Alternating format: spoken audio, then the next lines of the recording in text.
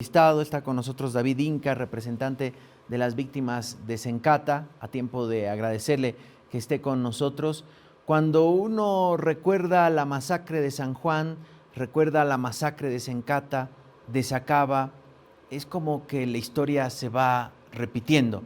Siempre los mismos son los que pierden la vida, los que ofrendan su vida, el llanto de sus familias, su sangre, por mejores días para este país que tampoco les da justicia o les retribuye. David, buenos días. Bueno, buenos días, un cordial saludo a todo el equipo de La Razón, como también los hermanos y hermanas que nos ven nacional e internacionalmente. Sí, es justamente el pobre es el que paga los intereses de una élite, sea de izquierda o de derecha, sea militar o civil. Me acuerdo que cuando estaba en el siglo XX, en Catavi, en Yayagua, me decían que en ese momento de la masacre de San Juan, pudieron llegar al lugar porque los militares ponían a los hijos y a las mujeres de los mineros por delante y ellos estaban atrás. Y así que no podían contestar los mineros con dinamitas porque estaban sus familias. Entonces los utilizaron de escudo. Y resulta que eso también es utilizado políticamente, ya no poniendo a la persona, ¿no?, sino que denigrando la dignidad del quien está luchando.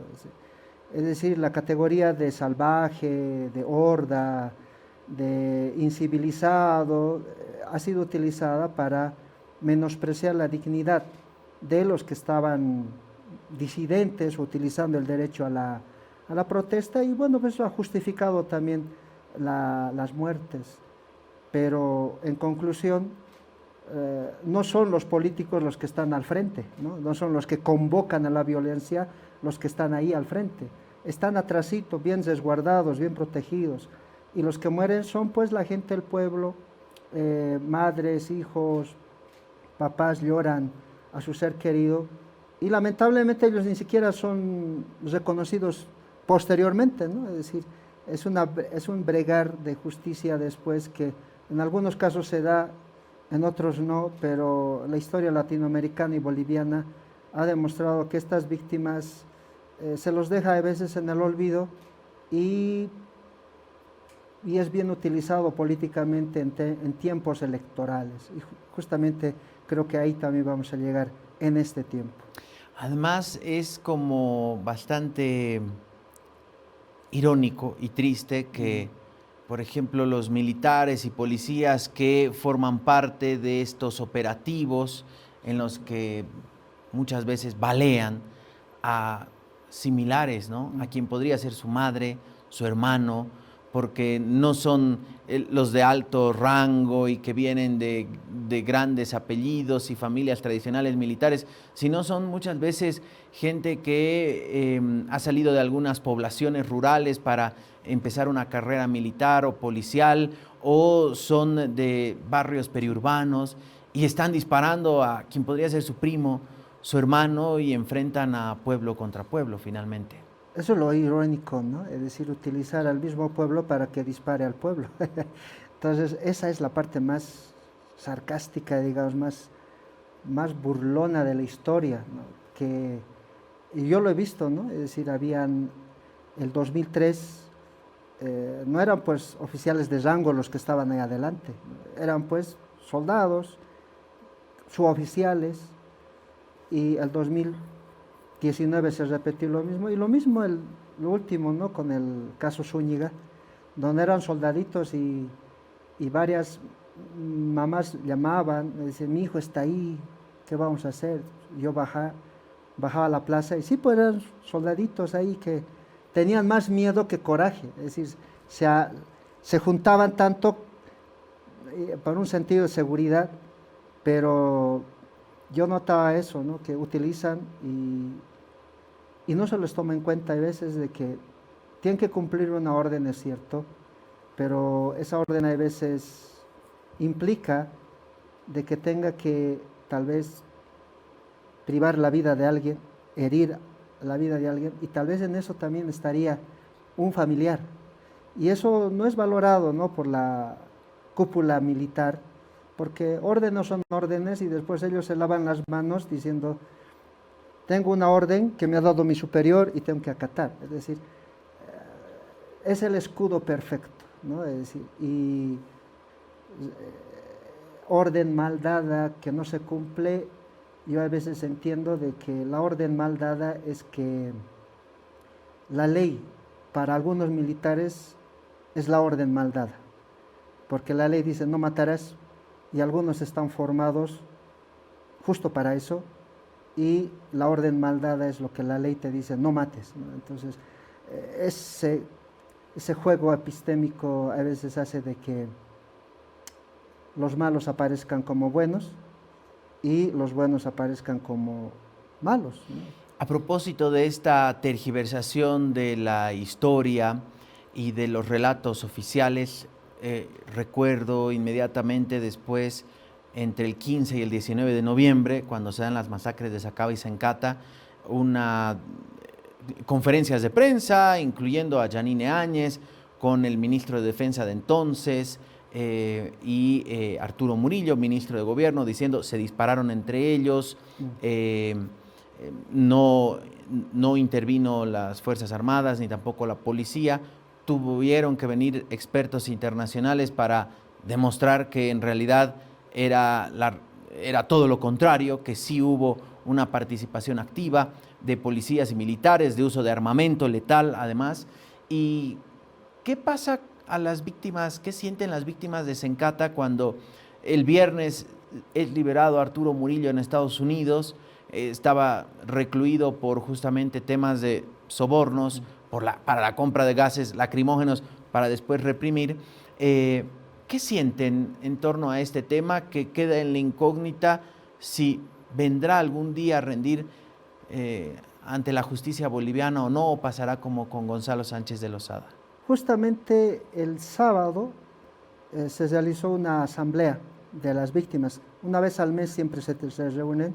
Y bueno, cayó justamente este sábado y tocamos ese tema. También nos contactamos vía Zoom con los directorios de Sacaba, ¿no?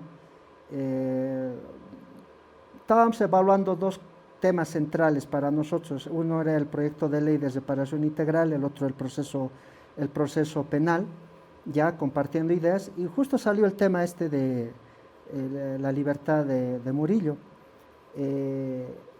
Lo primero que todos querían, bueno, desean, es de que Murillo esté aquí y sea extraditado o deportado y cumpla ante la ley boliviana su responsabilidad, ¿no? Ese es el deseo primero. Pero también hay el hecho de que pueda ser utilizado políticamente para que simplemente decir que van a hacer y después no lo van a hacer.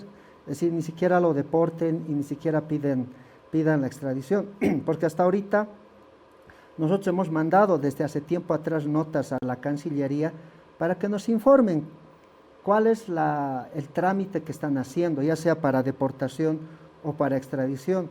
Hasta la fecha no hemos recibido ninguna respuesta vía de la Cancillería boliviana. Sí, vía Cancillería, vía Procuraduría, vía Ministerio de Justicia, cuando estaba todavía el señor Siles, ¿no? No nos han informado y de eso nos hemos quejado, porque justamente en el informe dice que tiene que haber una constante información a las víctimas, porque las víctimas son los interesados en el tema de justicia por los muertos, por los heridos, y la responsabilidad del Estado es de que no tienen que fomentar la impunidad, por un lado, y por el otro lado tienen que cumplir una obligación de realizar actos de justicia, que está en el informe de la GIEI. Entonces, eso es lo que nosotros estamos ahorita en duda, de que realmente el Estado hubiese solicitado la deportación o la extradición.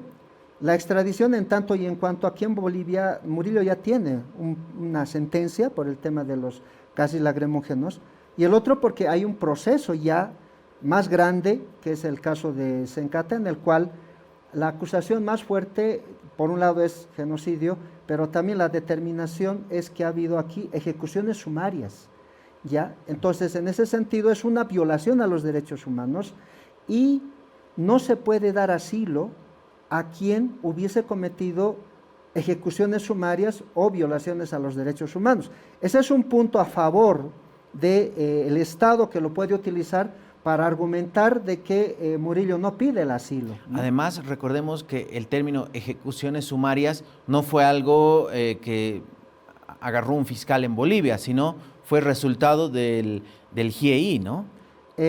Claro, ellos lo han determinado en función de las sentencias de la Corte Interamericana, en donde dice que hay ejecución sumaria no producto de un fiscal o un juez, sino por determinación propia de quien porta un arma. Entonces, lo que nosotros le conocemos en términos bien populares es ¿cómo se dice? El derecho a la fuga o te suelto, escapate y te disparo, ¿no? Es decir, o te hago sentar y te pongo el arma en la cabeza y te disparo, ¿no? Es decir, o te miro delante y te disparo sin justa razón. Entonces, esas ejecuciones sumarias o juicios extrajudiciales también se les dice, ya han sido valorados por la GIEI y eso es lo que lo ha planteado. Entonces, el gobierno de Yanine Áñez, junto con sus colaboradores, en este informe se refiere de que ha habido ejecuciones sumarias y por esa palabra ejecución sumaria, Sánchez de Lozada ha sido procesado también en Estados Unidos, igual en Miami, por ejecuciones sumarias. Así que no es una palabra cualquiera, tiene un peso muy específico a nivel internacional y si esta terminología de ejecución sumaria no ha sido utilizada por el gobierno ante el secretario de Estado de Estados Unidos y ante el Tribunal de Justicia norteamericano, entonces estarían parcializándose, tomando parte a favor del victimario y evitando de que las víctimas tengan o accedan a justicia, ¿no? Entonces, David, ¿ustedes entienden o asumen que el gobierno actual estaría como privilegiando o al no utilizar estos argumentos jurídicos es prácticamente un privilegio hacia Arturo Murillo? O sea, como que tuvieran algún tipo de contubernio o algo. claro, el que calla otorga, ¿no ve? En este caso, nosotros como víctimas hemos hecho notar estos temas ante la Cancillería, ante el Ministerio de Justicia, ante la Procuraduría, ante la Fiscalía, y bueno, como que no nos dan, en términos populares, bola, ¿ya?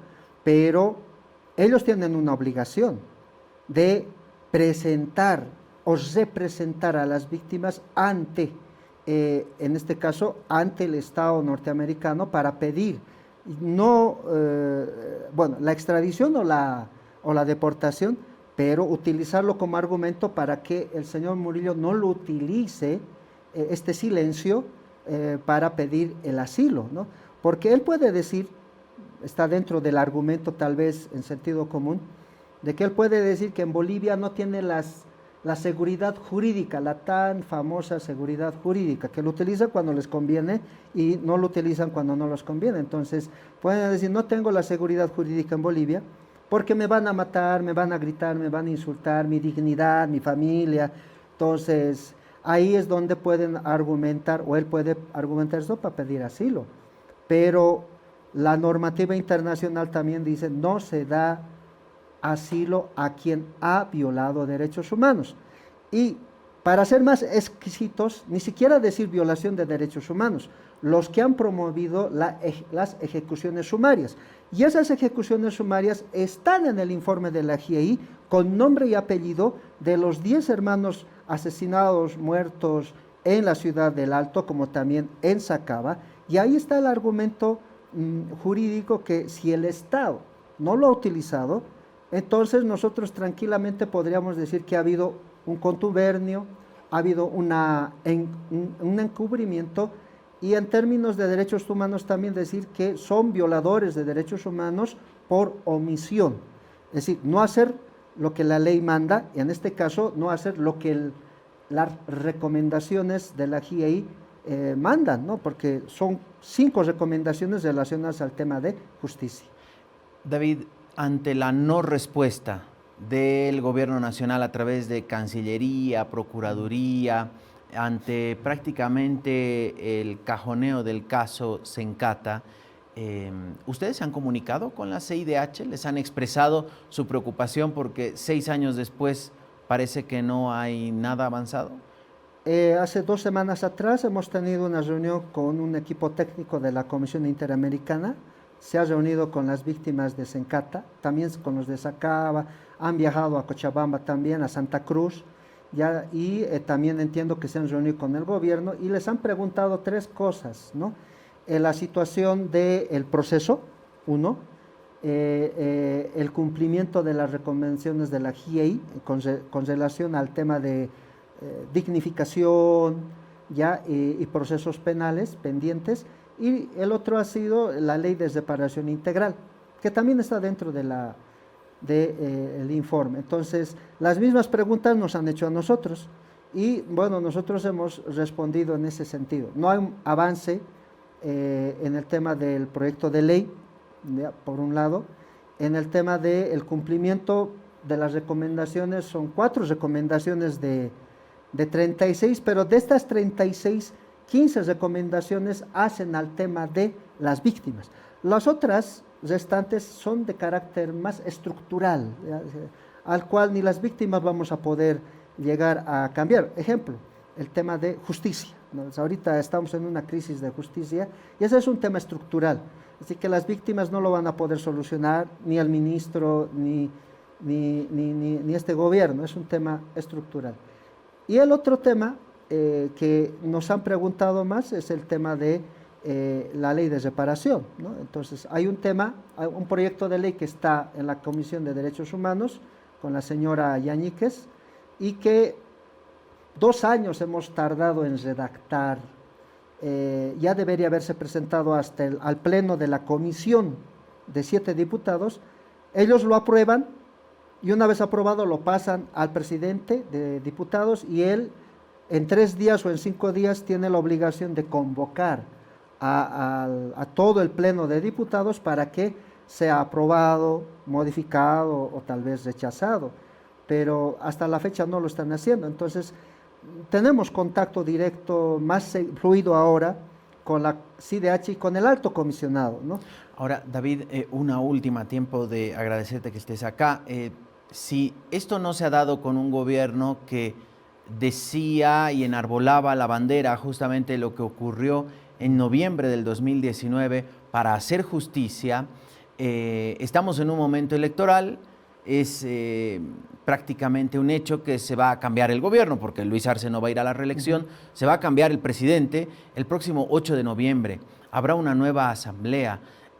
¿Han previsto esto? ¿De qué manera este nuevo gobierno puede afectar o realmente ayudar a que este proceso avance o finalmente se frene?